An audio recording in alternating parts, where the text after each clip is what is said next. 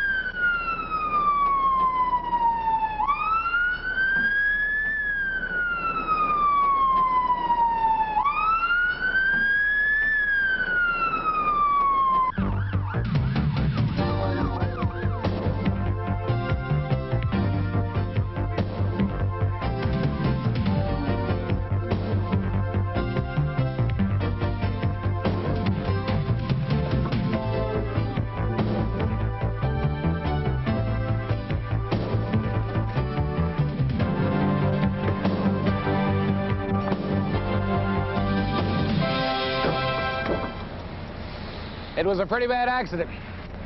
They're taking the worker to County General, but I can tell you right now, this is one construction worker who won't make it to the emergency room. On average, the same kind of thing happens 5 times a day on construction sites somewhere in America. The sad thing is, it didn't have to happen. What's even sadder is that every day there are a whole lot of near misses that could have ended up like this one, and they didn't have to happen either. Today is a perfect example. Clarence Givens is looking forward to watching his only daughter graduate from high school. You be careful, you be good here. Okay. I'll see you. Be careful, Daddy. And don't miss your bus here.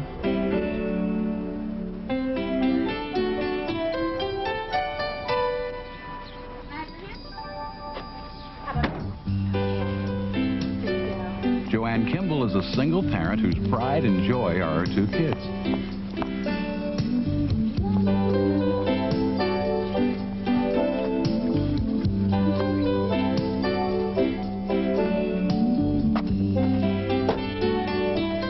Jorge Martinez is excited about his new job. For several weeks, he's been getting his feet wet as a construction worker. Jorge! Morning, Jorge. How you doing? Okay. Good boy. And Frank Mitchison is looking forward to the week after next when he takes his family to the beach. Be good. See you tonight. See you guys. Have a good time in the pool. Today, at different job sites, all 4 of these folks came face to face with death. 3 of them were lucky this time. 1 wasn't.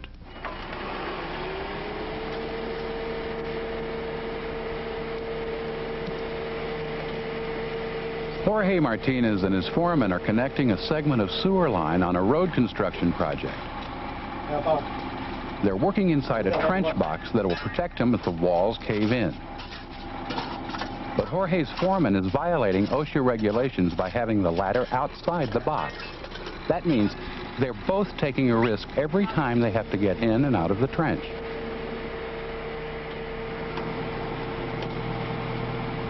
This way, Bob. Oh! Now good! The foreman is getting frustrated. It's taking too long to make the connection.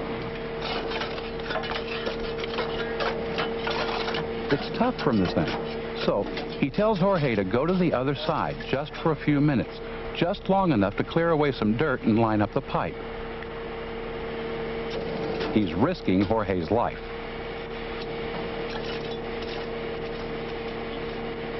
OSHA has some basic safety rules about excavations. Any trench deeper than 5 feet has to be shored or sloped. Also, the spoil pile has to be at least 2 feet back from the edge. There has to be an egress ladder inside the shored up area, and it has to extend to 3 feet above the top. The trench box has to be level with the top of the trench, and there can't be more than 2 feet of space from the bottom of the box to the bottom of the hole. There may be other specific rules that apply in other situations, but in all situations, workers must never go into an unprotected trench, even for a few seconds. Jorge's employer has given him an order to do something that is unsafe. Jorge has a legal right to refuse. This is one of the most difficult situations a new worker may face, but your union training has taught you the risk of entering an unprotected trench. Is it worth risking your life? But Jorge has a responsibility here too, a responsibility to himself and to the other workers on this job site. Jorge's responsibility is to take a good hard look at the situation, to recognize that it's not safe, and to say that he's not going to any part of that trench that isn't safe. Today, because Jorge didn't do that, his life is on the line.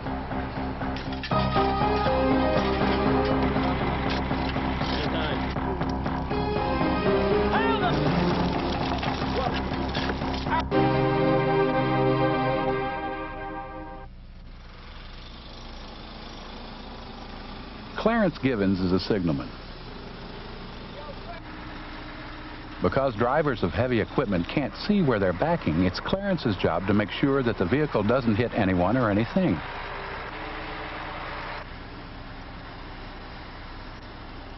But there are 2 problems here. The contractor sent a truck with a broken backup alarm, and Clarence's foreman is about to distract him.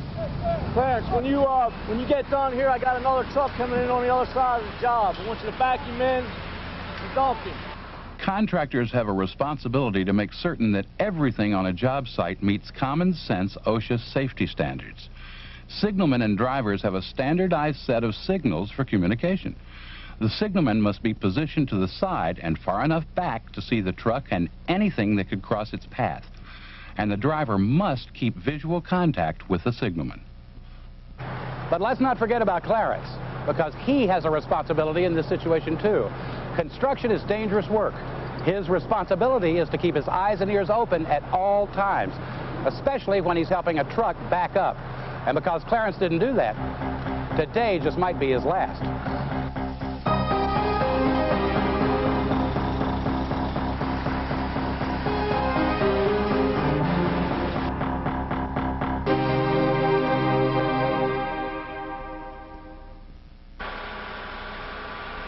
It's morning break time for Joanne Kimball.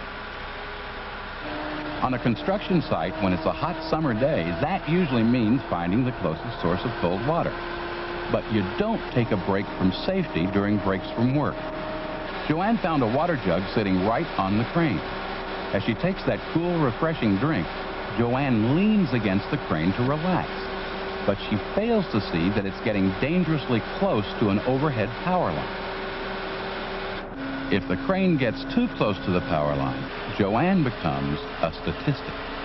Electrocution is one of the primary causes of death on construction jobs. And most electrocutions are caused by some kind of contact with high voltage power lines. Now, there are regulations to protect people like Joanne and me, but regulations only work if people pay attention to them. Cranes aren't the only things that can contact high voltage power lines. You also have to be careful using ladders, scaffolds, and other metal objects around energized power sources.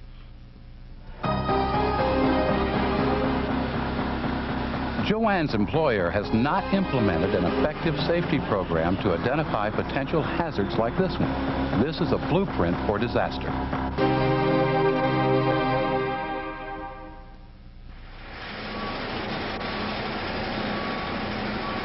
Frank Mitchison is an iron worker. Today he's working 6 stories up. His job is to bolt down crossbars.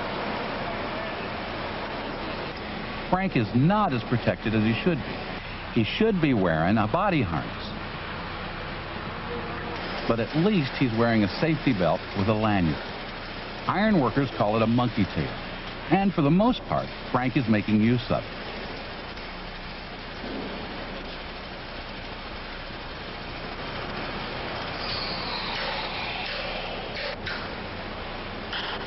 Frank has been an iron worker for a lot of years.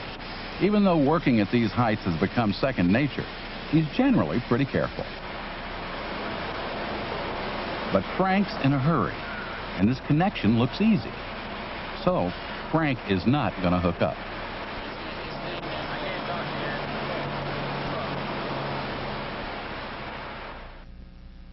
In the United States, falls are the leading killer of workers.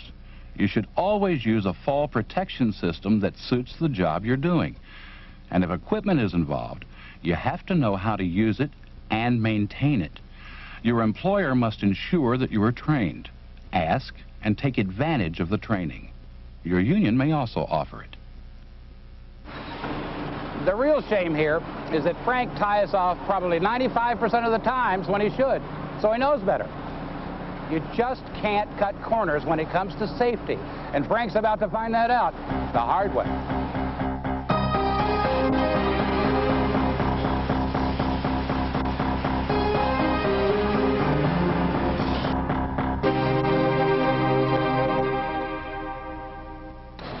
The four people in this story are just like you and me. They want a comfortable life for themselves and their families. So they go to work to earn the money to help them reach for the American dream. 3 of them have come away from today's experience kind of shaken up, but they're wiser for it. The 4th will never get another chance. Jorge Martinez was lucky. When he saw what was happening, he was able to pull himself out before the dirt could trap him. He came out of it alive and well, but he's well aware of how close he came to dying today. Clarence Givens was just a whisper away from being hit by the dump truck and knocked under its wheels. A few more inches the other way, and Clarence would have been another construction fatality. It turned out to be Joanne's lucky day, too. They say that timing is everything.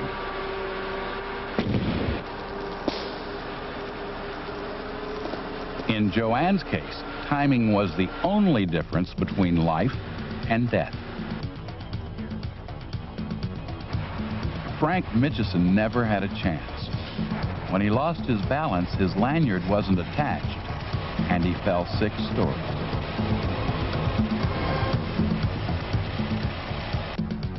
Get down to unit, we gotta get an IV started on him. Get on the line with Shock Trauma for a trauma consult. Let them know what we got. When Frank gets to the hospital, he'll be DOA, dead on arrival. The sad thing is, it didn't have to happen. Construction accidents can be prevented. We have to remember that we're the ones on the job. We're the ones who see the dangers. We're the ones who can report them. We're the ones who can avoid them.